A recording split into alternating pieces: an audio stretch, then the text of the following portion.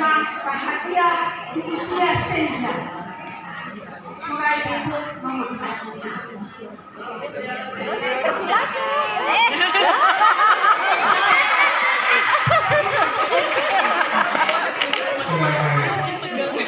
Assalamualaikum warahmatullahi wabarakatuh.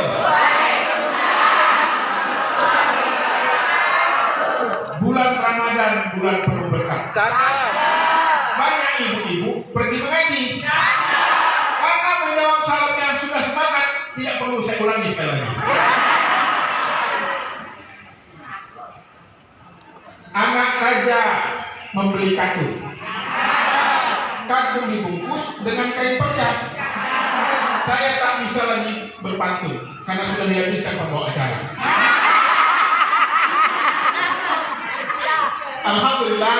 Alhamdulillahilladzi hadana li hadza wa ma kunna linahtadiya laula an hadana Allah.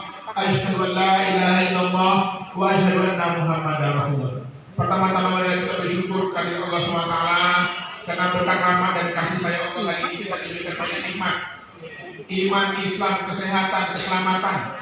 Betapa banyak saudara kita hari ini harus terbaring di rumah sakit, harus di kemoterapi, harus cuci darah, harus di ruang ICU. Betul tak, Bu?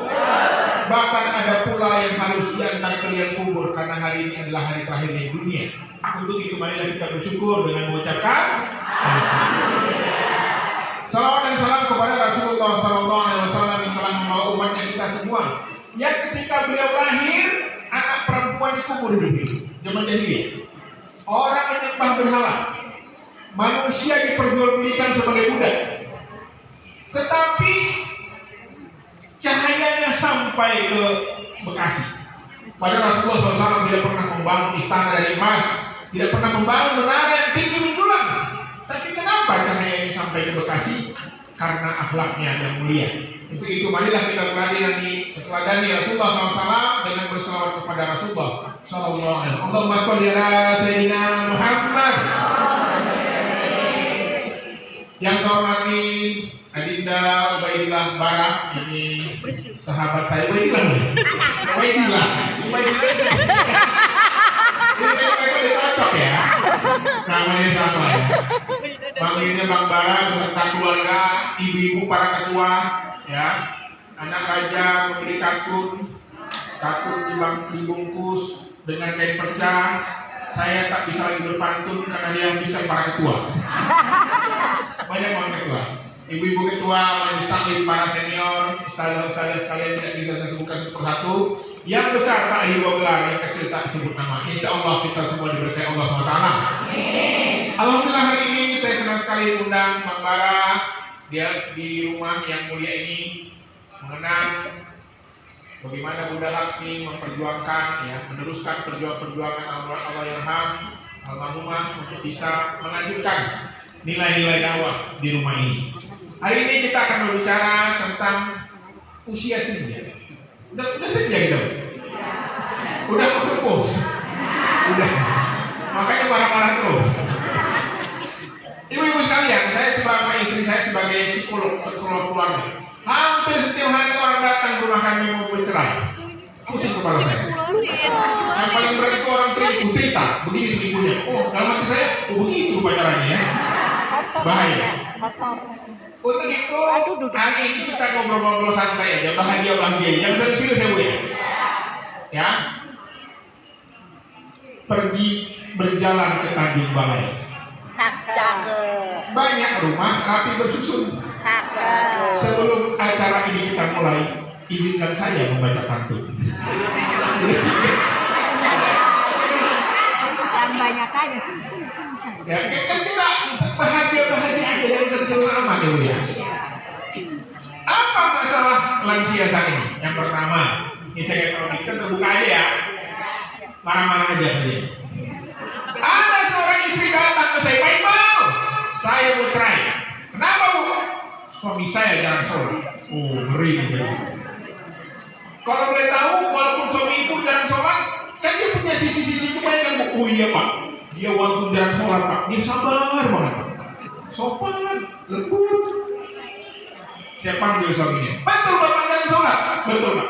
Saya masih bolong-bolong. Apalagi sholat subuh. susah bangun. Kalau boleh tahu kelebihan bapaknya, istri bapaknya apa? Sholat aja kan dia Pak. Dia mulai nangis-nangis tengah malam. Ya Allah, ya Tuhanku, ampuni dosa. Tapi kelemahannya apa Pak? Marah-marah aja kan dia. Ada orang jarang sholat bisa sabar, rajin sholat kok marah-marah aja sih terjadi. Ada yang bisa jawab kenapa Bu?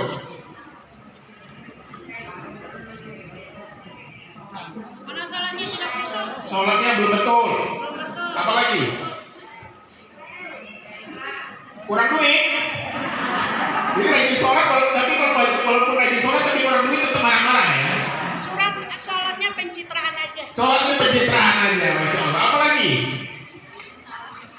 Ada yang salah dengan sholatnya. Ternyata kata istrinya, betul Pak. Suami saya ini Pak, walaupun jarang sholat tapi keluarganya harmonis Pak, akur Pak, kompak Pak. Makanya suami saya lembut. Keluarga ibu, saya Pak, berantem aja keluarga saya Pak. Bapak ibu saya sering tawuran Pak di rumah, piring terbang, kuali terbang. Makanya saya pun marah-marah aja katanya. Ternyata karakter seorang anak dibentuk dari keluarga. Dah, dapat satu poin kan? Jadi kalau ingin ibu bahagia, harmonislah. Ini kadang-kadang kalau pengajian dandan, masya Allah, rapi harum, di rumah hancur semuanya. Gimana suaminya mau bahagia? Begitu suami pulang dikasih balsam bawang cabai. Akhirnya suami, ibunya bahagia, suami nggak bahagia. Jadi dalam rumah tangga ini ibu sekalian, di saat kita lansia ini apa yang harus kita lakukan? Yang pertama adalah kita harus meyakini bahwa yang namanya usia itu sudah pasti tua. Nggak ada orang yang operasi sana sini tetap muda. Sekarang kita cenderung nggak percaya diri, betul nggak? Melihat orang di Facebook, di IG, wajahnya putih, tangannya hitam. Ternyata dia pakai filter, pakai Oppo Kristen Bot. Semuanya palsu, mata palsu, hidung palsu, dan begitu bahkan sama meleleh. Ya, kenapa? Karena semuanya palsu. Dan kepalsuan ini banyak terjadi di sosial media. Kita pula ternyata stres dengan orang. Ada orang beli mobil baru, kita stres. Ya Allah bang, dia beli mobil baru bang, aku nggak terima bang. Padahal dia di kredit, pinjaman online. Ini yang terjadi sekarang. Kenapa kita nggak bahagia? Karena kita selalu membandingkan diri kita dengan orang. Tuh bang, kulitnya putih, belum tentu biasa dari kita aslinya pakai filter. Tuh bang, di jalan-jalan ke luar negeri, enak banget dia umroh sekeluarga bang. Aku nggak terima. Dia tuh dulu sekolah bodoh, aku ranking. Padahal temannya ini berangkat umroh pakai kartu kredit. Ayo bang, kita nggak mau kalah, kita ke luar negeri pakai pinjaman online sama aja. Itu namanya korban penipuan, akhirnya menjadi penipu. Jadi kalau ingin kita bahagia, yang kedua adalah hiduplah sesuai level kita. Betul nggak? Jangan memaksakan diri. Maka saya kalau ada orang datang konsultasi ke rumah saya lihat cara jalannya. Kalau jalan ini cicilan banyak. Semakin banyak cicilan, semakin jalannya nih. Kenapa banyak cicilan? Makanya saya kalau ditanya, Aibal, masalah rumah tangga ada berapa? Ada 1999. Saking banyaknya. Yang pertama apa? Ekonomi. Yang kedua, ekonomi. Yang ketiga, ekonomi.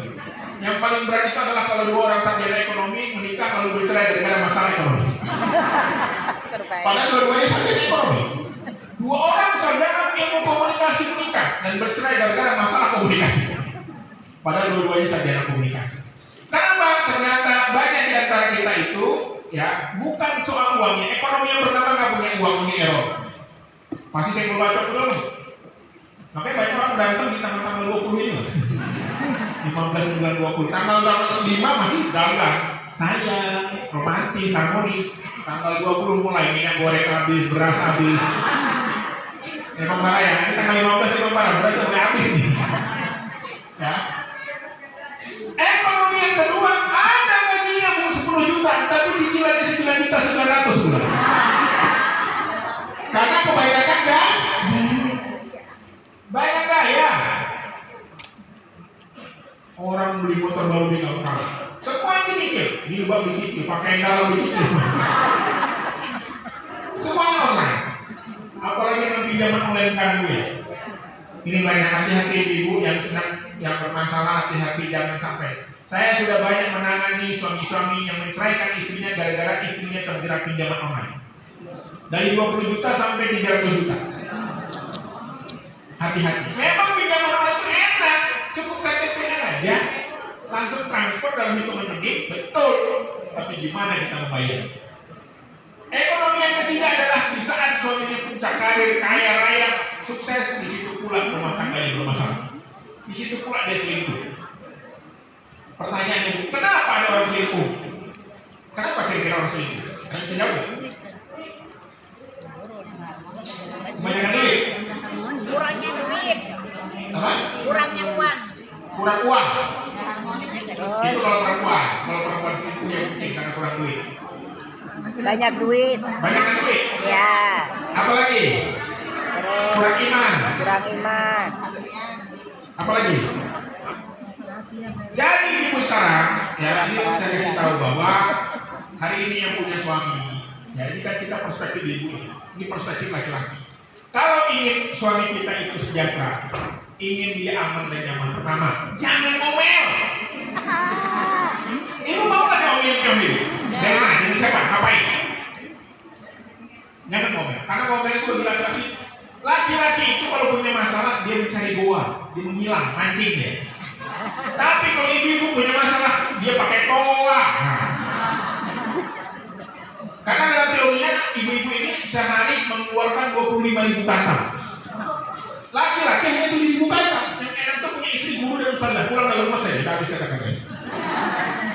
Tapi kalau istrinya dapur, sumur dan kasur, semua diomelin. Makanya saya mau ngantar anak sekolah menjadi ibu naik motor, setnya ke kanan, beloknya ke kiri.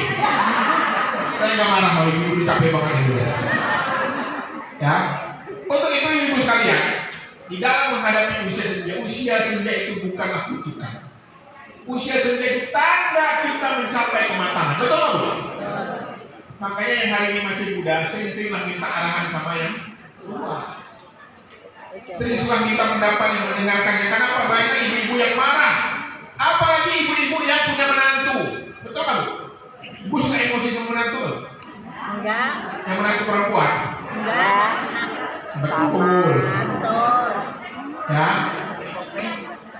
Maklumlah secara umum yang lanjut usia dalam mendidik kehidupan. Jadi lansia itu siapa Bu? Orang yang lebih dari 65 tahun.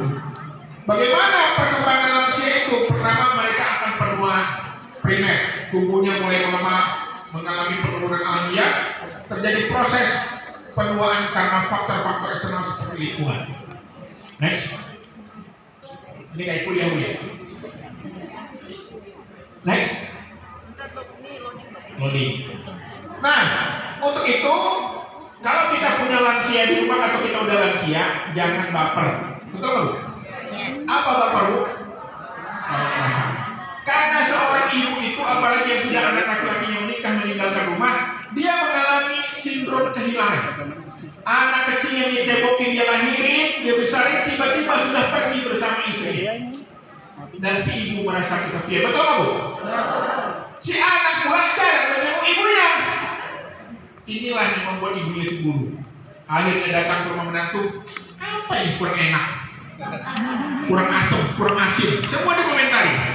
Akhirnya begitu datang ke rumah menantunya, Assalamualaikum. Waalaikumsalam. Duduknya, duduknya kapan pulang? Baru duduk.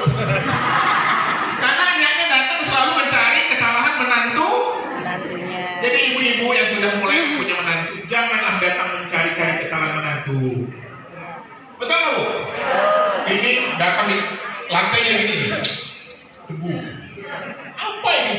Masakan enak. Padahal ibunya masak enak juga. Jadi banyak orang tua ini kesepian. Dia akhirnya mengalami sindrom kehilangan, namanya emptiness syndrome. Sindrom kehilangan. Makanya banyak ibu caper ya, cari perhatian ke menantunya supaya diperhatiin. Ngomel lah, ngambek lah. Ibu pernah ngambek nggak? Nggak pernah? Betul. Gimana ngambek Pak? Kalau ngambek dari kiri doang. Ya, jadi ini penting. Bagaimana kita lansia ini selama kita memiliki lansia, maka yang harus dilakukan adalah menjaga perasaan lansia. jangan memarahinya. Betul nggak Bu? Karena pendengarannya sudah mulai berkurang, matanya sudah mulai kabur, perasaannya sudah mulai sensitif, sering nangis, nonton film India nangis.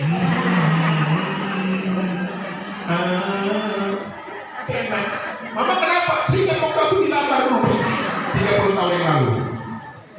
Ya. Kemudian apa lagi? Terjadi pola tidurnya susah. Banyak lansia yang susah tidur, betul? Karena semua dipikirin. Nanti aku mati gimana ya? Mati aja.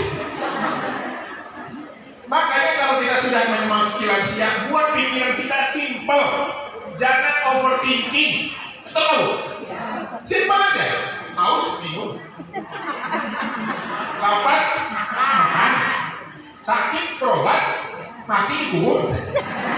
Simple. Make it simple, please. Buat sederhana pikiran. Anak datang, gimana? Telepon, video call, sama sih. Memang kalau nggak punya duit, nangis susah ya, nggak obatnya. Ya, jadi menjadi tua kalau tidak mau menyebabkan penurunan fungsi kognitif, nggak berpikir menurun, kan udah mulai lupa-lupa. Lu siapa ya? Padahal laki sendiri. Lu anak siapa? Padahal cucunya sendiri. Makanya kita harus pandai-pandai membawakan diri. Apa yang menyebabkan lansia itu stres? Yang pertama, dia post power syndrome. Apa itu post power syndrome? Kalau dia pernah pejabat, pernah jadi karyawan, pernah jadi bos, tiba-tiba dia nggak punya anak buah. Mulailah kita dianggapnya sebagai anak buah. Beli cabai, beli bakso. Apalagi punya seragam dulu waktu mudanya, enggak tahu? Suami gue ada ASN di sini. Nah, biasanya itu ada post power syndrome. Ya, apa gejala-gejala orang yang post power syndrome ini? Yang mereka mulai mudah emosi, mudah marah. Ya, makanya banyak suami lagi kawin lagi itu di usia 50 tahunan. Bukan aku nakutin.